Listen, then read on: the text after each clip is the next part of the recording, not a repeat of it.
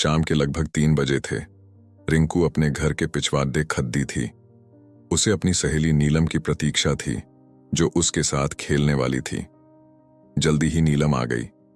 थोड़ी देर तो दोनों ने कंप्यूटर गेम खेले, फिर दोनों ने निश्चय किया कि डॉल का घर बनाया जाए। नीलम ने सामान इकट्ठा किया और रिंकू घर में से अपने ढेर सारे खिलौने उठा लाई। डॉल का घर बनाया जाने लगा। 3 कमरे बनाए गए।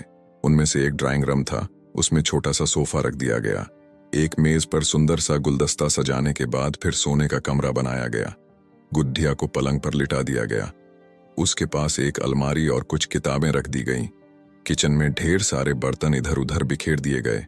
एक मेहरी सफाई करने के लिए तैनात कर दी गई।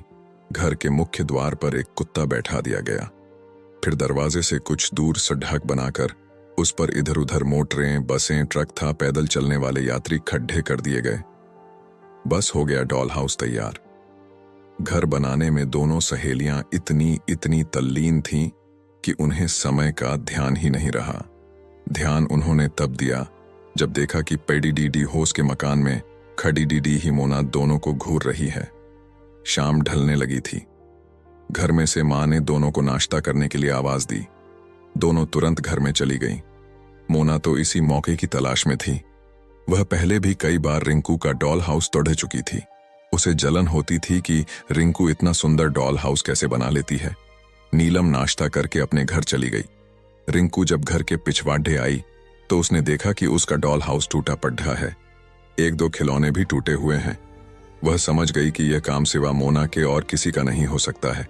अपना डॉल हाउस टूटने का उसे बहुत दुख हुआ। उसकी आंखों में आंसू आ गए। उसकी घंटों की मेहनत को मोना ने 1 मिनट में बर्बाद कर दिया था। मोना पहले भी कई बार ऐसा कर चुकी थी। वह गुस्से में निश्चय किया कि वह मोना से इसका बदला लेकर रहेगी। अगले दिन मोना सुबह से ही अपना डॉल हाउस बनाने में व्यस्त थी। रिंकू में मोना को डॉल हाउस बनाते देखा तो उसने तय कर लिया कि वह मोना का डॉल हाउस तोड़ कर उससे बदला चुका लेगी। मोना कई घंटों तक अपना डॉल हाउस बनाने में व्यस्त रही। उसके पास उतने अच्छे खिलौने नहीं थे जितने रिंकू के पास थे, इसलिए उसका डॉल हाउस रिंकू के डॉल हाउस के मुकाबले में काम सुंदर था। वैसे मोना ने बड़े चाव और लगन से वह घर बनाया था। घर बना चुकने के बाद वह अपने घर चली गई।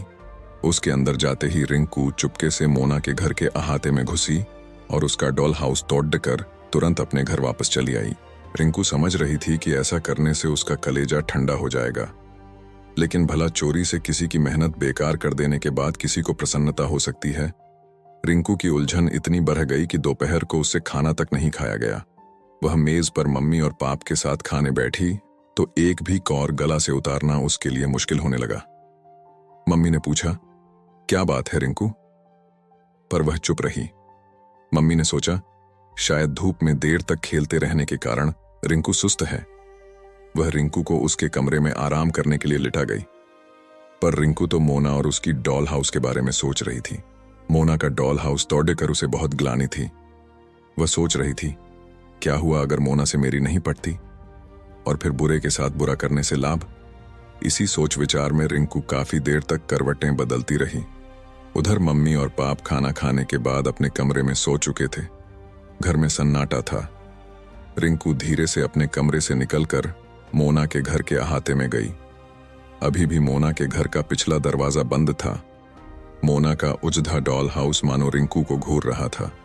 रिंकू को लगा जैसे डॉल हाउस अभी उठकर कहने वाली है कि मेरा घर तोड़ कर तुम्हें क्या मिला। रिंकू ने तुरंत ही डॉल को उठा लिया और उसकी धूल झाड़ कर बहुत देर तक उसे प्यार करती रही। मोना कभी सोच भी नहीं सकती थी कि रिंकू उसका डॉल हाउस उजाड़ डाट सकती है। यह एहसास रिंकू को बहुत शर्मिंदा कर रहा था। रिंकू समझ नहीं पा रही थी कि अपने के का प्रायश्चित कैसे करे। बहुत सोच विचार के बाद रिंकू के दिमाग में एक तरकीब आई। उसने निश्चय किया कि मोना का डॉल हाउस वह अपने खिलौनों से बनाएगी। वह तुरंत अपने घर के पिछवाड़े आई और खिलौने लेकर मोना के घर के अहाते में पहुंच गई।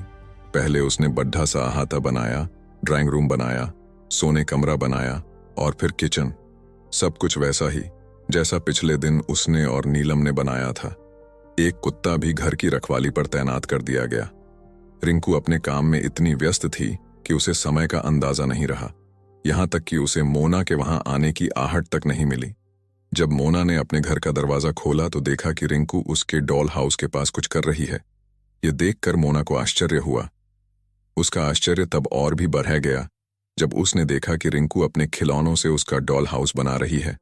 मोना सोचने लगी कि उसे जब भी मौका मिलता है तब वह रिंकू का डॉल हाउस तोड़े आती है, और एक रिंकू है जो अपने ही खिलौनों से उसका डॉल हाउस सजा रही है।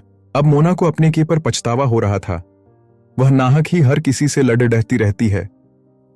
इसी बीच आहट पाकर रिंकू ने पीछे देखा। इससे पहले कि मोना कुछ कहती, रिंकू ने कहा, मोना, मुझे माफ कर दो। दोपहर में मैंने तुम्हारा डॉल हाउस तोड़ डाच दिया था। ऐसा मैंने तुमसे बदला लेने की नीयत से किया था, पर तुम्हारा डॉल हाउस तोड़ डाहने के बाद मुझे बहुत दुख हुआ। दोपहर भर मैं सोचती रही कि अपने किए का प्रायश्चित कैसे करूं, इसलिए मैं तुम्हारा डॉल हाउस फिर से बना रही थी। आशा है तुम मुझसे नाराज नहीं होगी और मुझे माफ कर दोगी। मोना को रिंकू के शब्द भीतर तक चुभे जा रहे थे। उसने आज तक अपने के पर पछतावा नहीं किया था, पर रिंकू का व्यवहार उसे मजबूर कर रहा था कि अपनी सब गलतियों को कबूल कर ले और रिंकू से माफी मांगे। अतः उसने कहा, रिंकू, मैं बहुत खराब लड़की हूं। मैं नाहक तुमसे लड़ती और तुम्हारा डॉल हाउस तो ढहती रही हूं, पर अब मैं विश्वास दिलाती हूं कि न कभी तुम्हारा डॉल हाउस तोड़ूंगी और न ही तुमसे या और किसी से लड़ूंगी। तुम मेरी सहेली बनोगी ना? रिंकू भला नहीं कैसे कहती। उस दिन से दोनों में अटूट मित्रता हो गई। इस कहानी से हमें यह सीख मिलती है कि बुराई अच्छाई से जीती जाती है।